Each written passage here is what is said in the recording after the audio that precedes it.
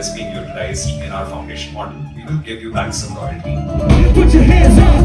Put your hands up! So data is legally sourced, attributed, and compensated. Put your hands up! Put your hands up! Toothpaste is out of the tube. How do you put it back in? Hands up!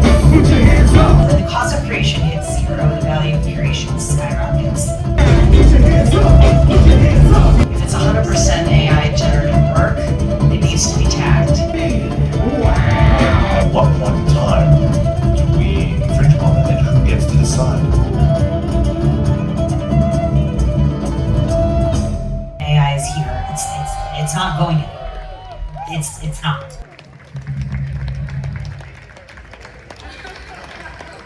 So where we can delineate between human, 100% human or human AI collaborative works and 100% AI, because I just think it's going to clog the system, and over time it devalues human creation, and we need to really try and keep that in a premium tier and teach future generations as best as possible that human creation matters while we still can.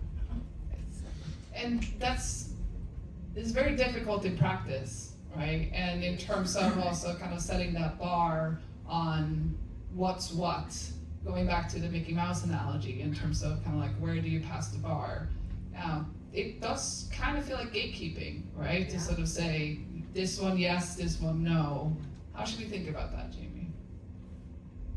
Oh, I get a lot of shit. My guttural response when you said that, and I empathetically understand, I think it's, but my first part is that it reminds me of having race music and radio stations that played race music or not race music. You know, like why do we need to delineate? Why can't we let the consumer decide whether they want to listen to it or not? That's the free open market. And you know, what really shocks me is I travel around the world and I get into taxi cabs, Ubers, Lyfts, whatever it happens to be, is how many times I get in the car with somebody I look at them and I listen to what's on the radio, and I look at them again and go, do they really like this music? Or are they thinking this is what I'm gonna like? Are we both suffering right now? Or are they enjoying it? I don't know. But I don't see this as the music you're likely listening to. Or do people really listen to this shit? I don't know. But I get to decide in my own personal environment what I'm going to listen to. And maybe that person likes it, and that's okay. I mean, I spend much of my life as a curator. I literally I turn away creators every single day. And people who've been in record companies and deal with artist relations and stuff, you know, we're looking for diamonds, mostly rocks. Yeah. And I don't know that we can decide that there just aren't gonna be rocks anymore, and that we only want, I still want the diamonds, but I think the people have to sort through them themselves. I hear you on that. I do, but I think you're also unique in that you're gonna really pay attention, you're gonna curate what you like, you're gonna decide what you don't, and if some of it's AI, cool, and if not, cool. And I think a lot of people are just gonna listen to whatever and not think more deeply about it. And I think some of those people need to be helped a little bit. Like, okay, so on Spotify and these streaming platforms, it's human created or human AI generated. Like there's some human component. And on this platform, just know it's all 100% Gen AI music. And if you want to listen to it, awesome, go for it. We're not limiting it, we're just keeping it a little bit separate. Because it is a machine. It's not a human. Any other thoughts? So I think there is one more situation which I'm thinking about. So let's say if I'm an artist and if I make my AI replica, and now I'm using that AI replica to generate music only in my style. Is it still fully AI generated? Or is it in my style, so it's human made? Wait, it's learning on you? Yeah. Oh, go ahead. I'm talking. No, it's fine. So I have an opinion on that. It's really interesting that you brought it up. So there are, I think there are some tools that you can create and train on your own song. So, for example, I'm not trying to, like we have something in our R&D team, right? Where you actually take your own song and you can have different variations of that. I think that's an amazing tool.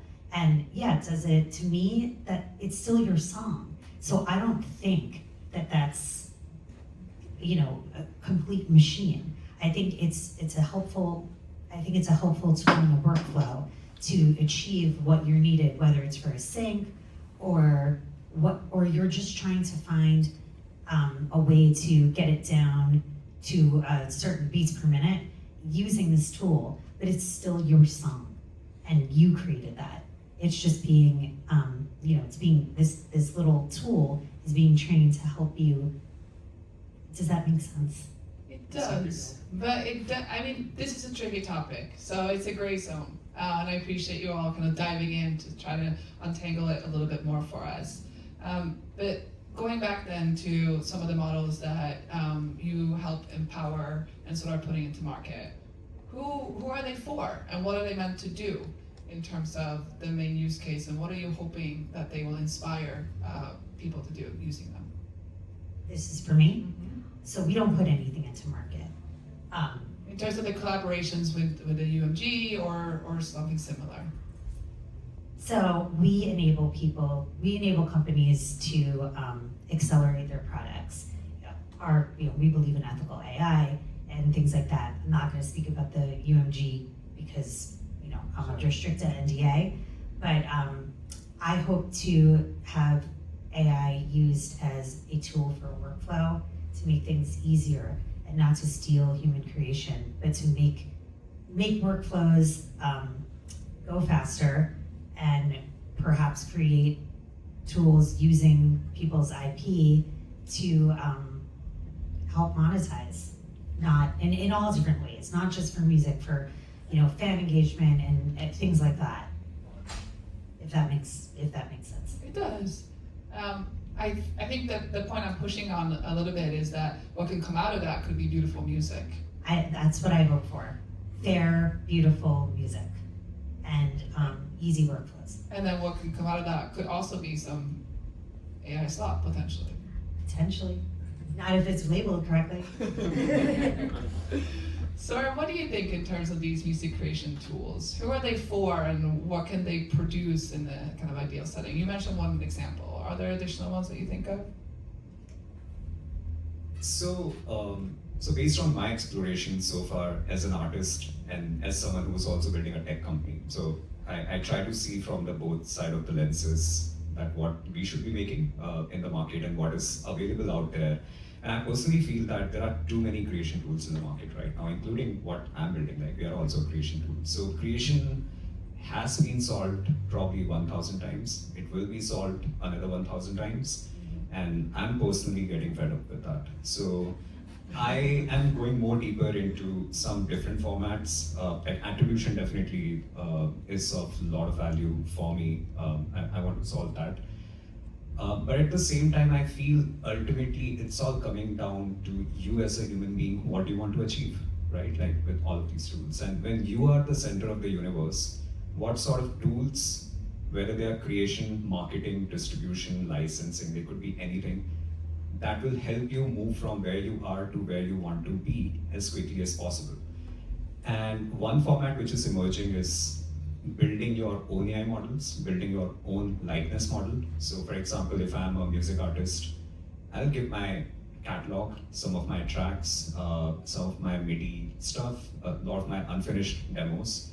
And with the help of this AI model, which I've just created, I'm able to do my work 10x faster. Or I can also make it public and let anybody else use it. And make money off that. So there are some ways to make royalty through that. And I think that's something that we really want to nail down, and that's where we are focused on. Maybe turning it back to Shauna in terms of having a lot of these works kind of come to the platforms and placing essentially a different value on human artistry, kind of thinking about metadata or maybe the sticker or sort of marking. Should we value the human component in songwriting at a premium, or how do you envision sort of this two-tier system that you briefly talked about before? Yeah, so I think that human creation at this point, so many people are creating with AI tools. So I think most human creation at this point, there's some sort of collaborative work going on with it, some form of AI. It may not be an actual, like a newer model where it's like a Suno or an Udio, where it's generative, but they're using some sort of tool already. So I don't think we need to differentiate in terms of the pay structure when it's a collaborative work, because that's gonna be too challenging. You know, at this point, if there's a human component, it's human creation, right? It's enough human creation to register with the PROs, to register with the Copyright Office. And so I don't think we need to delineate that. My concern is just from the 100% AI, when it's generative AI music, people should know. And you can't register with the PROs, you can't register with the Copyright Office, so there really is no income stream other than maybe putting it up on a DSP and collecting that streaming income. Yeah, maybe talk us through a little bit about the data gaps and sort of registration and some of the things that the systems that aren't really fully keeping up with 100% AI generated music. Okay, well, so like the PROs claim that you can register your collaborative works, if they're AI works, that you can now register them as long as there is some form of a human component. But then when you go to any of the the websites to register, there's nowhere to check collaborative works. So you're just gonna be registering it 100% you, and people are doing that. There's no way to delineate right now.